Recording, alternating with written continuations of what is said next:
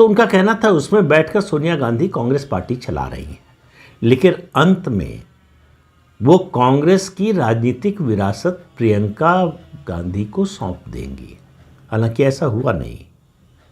उन्होंने प्रियंका की बजाय राहुल गांधी को आगे बढ़ाया। अब उसके कारण और उसका क्या हुआ, इस सब के बारे में हम लोग अक्सर बात करते रहते हैं, तो उस विस्तार में नहीं जाऊंगा।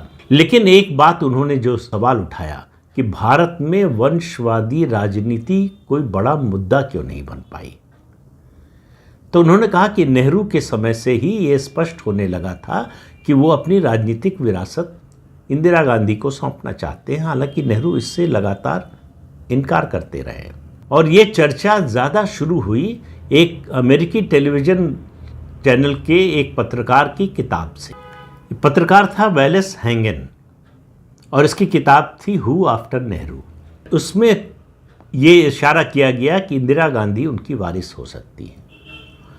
अब इंदर मल्होत्रा ने लिखा है कि कृष्णमाचारी को बुलाकर बड़ी नाराज़गी जाहिर की जवाहरलाल नेहरू ने कि इंदिरा उस पत्रकार से मिली क्यों, और मिली तो उसको इंटरव्यू क्यों दिया।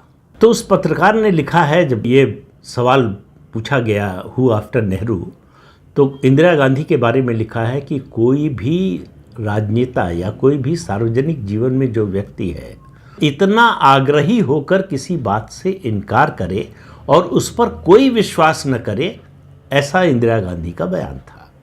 जाहिर है कि वो कह रही थी कि, और बाद में उन्होंने कहा भी, जब ये पूछा गया ख़ास तौर से नेहरू जी के निधन के बाद, तो उन्होंने कहा कि उनकी पार्टी मतलब कांग्रेस पार्टी और पार्टी के अध्यक्ष के कामराज वो जो तय करेंगे उसके अनुसार वो चलेंगी।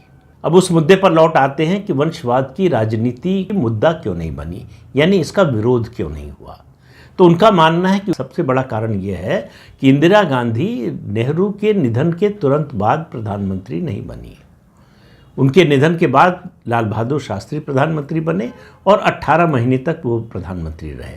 तो 18 महीने के गैप के बाद इंदिरा गांधी बनी, तो उससे एकदम से सक्सेशन का वो भाव नहीं गया, और बल्कि जो रिएक्शन हुआ उनके प्रधानमंत्री बनने का, उसका लोगों ने स्वागत किया। उन्होंने कहा कि दिल्ली के जितने अंग्रेज़ी के अखबार हैं, किसी ने इसके विरोध में कुछ नहीं लिखा, सिर्फ एक अखबार के अलावा, और स्टेट्समैन, उसने भी जो है बचते बचाते कमेंट किया इस डायनेस्टिक रूल पर।